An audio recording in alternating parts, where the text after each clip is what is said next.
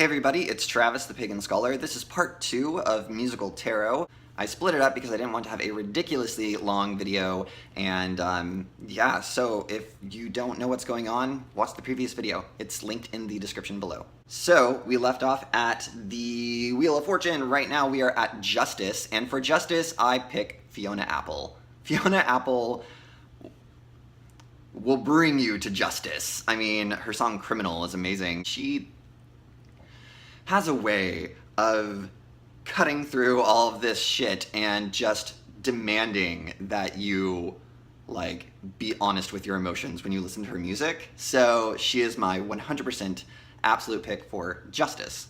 Alright, so after Justice, we go to the Hanged Man, and so Fiona Apple was who I thought was great for Justice, and for the Hanged Man, I think Andrew Bird is great. And so it's kind of neat that they're right next to each other because they did a duet called Left-Handed Kisses, and it kind of explains how I feel about them representing these two cards. So Fiona Apple is very demanding of truth, very exacting in her, like, delivery, whereas Andrew Bird, he can sort of look at the world upside down.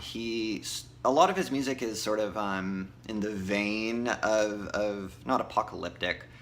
He's a folk-ish musician.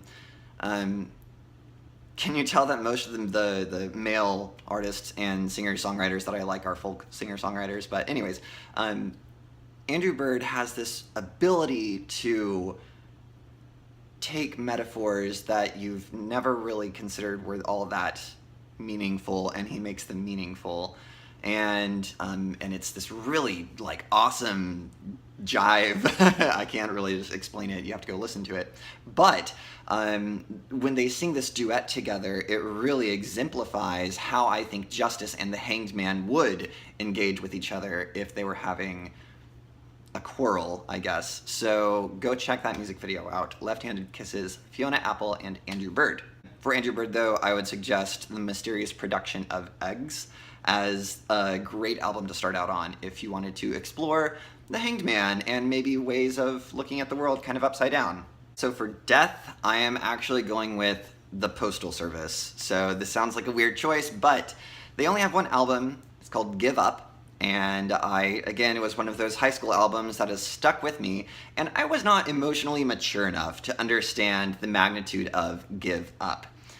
It's a really sad album, but it's all, and I'm not going to say it's all about change, it's all about transition, but it kind of is. It's, there's a lot of melancholy, there's a lot of recognizing that some things must go, and that you want to hold on to them, and you want to be an angsty emo teenager, and you want to hold on to this love affair that you think is happening, but you must release this, you must let go of this, and Give Up is a good album. It doesn't make you sad, it's a subdued melancholy energy, and I think that's a good, healthy exploration of death. So, the Postal Service. For Temperance, I actually went with Oh Wonder. They are a duet indie group, and they sing not in harmony, but just in different octaves, tones. I am not a music person. I mean, I love music, but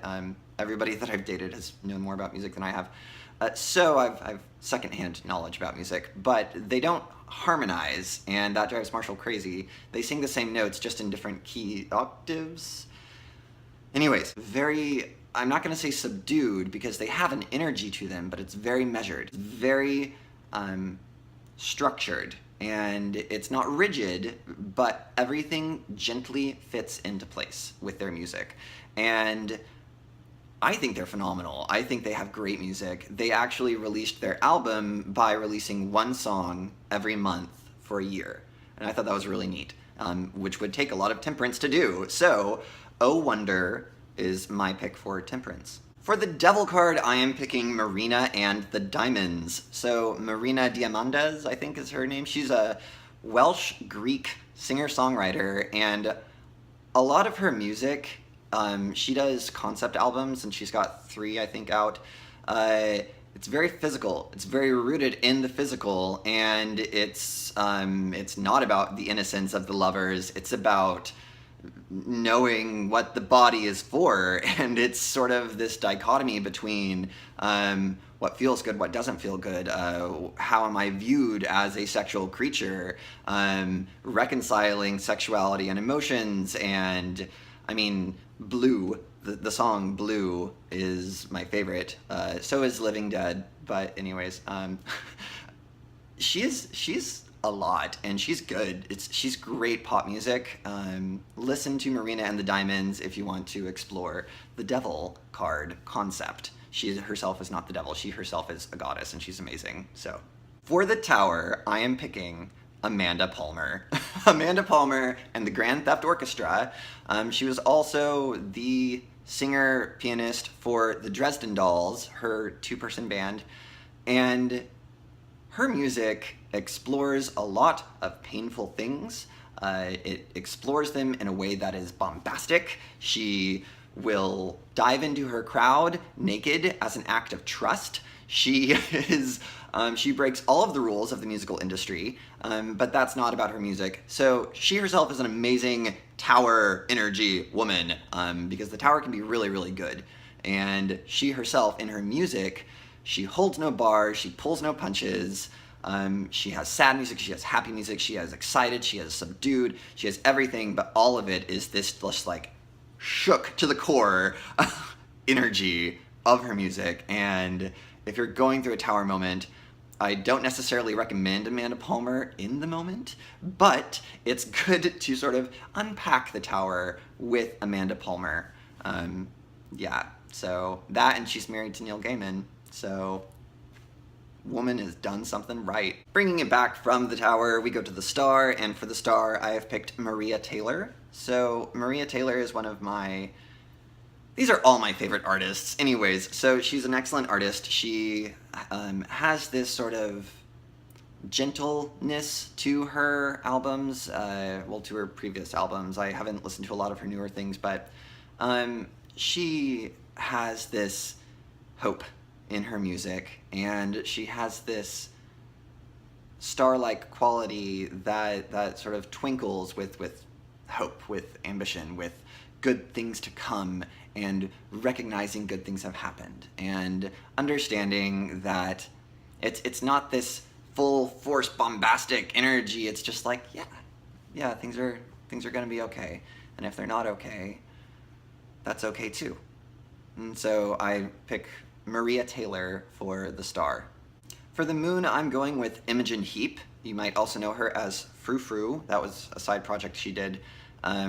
Think Garden State if you don't know Imogen Heap. But she has this very, like, going in between the veils and being able to sort of explore all of those very interesting things that are going on underneath the hood of our psychology. And she is such a innovative and revolutionary artist. She asks her followers, she asks her fans to send in sound clips for her to make music with. And so she does have this kind of quirky, weird, offbeat sound to her, but she's the moon. I can't really explain her music, and I can't really explain the moon either, so they kind of go hand in hand. So, Imogen Heap. For the sun, if you haven't noticed, I listen to a lot of like subdued music. I don't have a lot of that bombastic sun energy in my music, but when I do, it's usually going to be surfer rock. That's not a band, that's a genre. I guess you could say Best Coast is a good example of my sun music, very kind of West Coast surfer rock.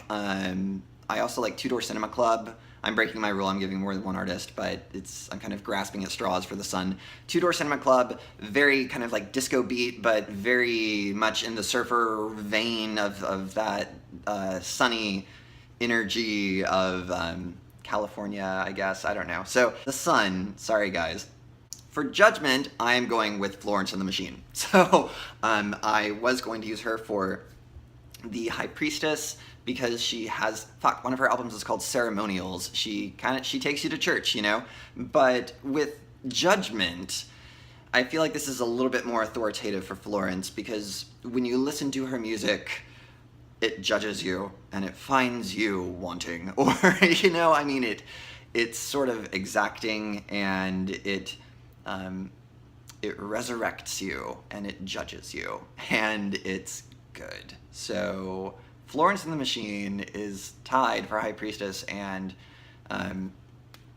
Judgement, but I'm going with Judgement. I have said that listening to Nico Case and listening to Florence and the Machine are like listening to the Empress and the High Priestess talk about the same thing.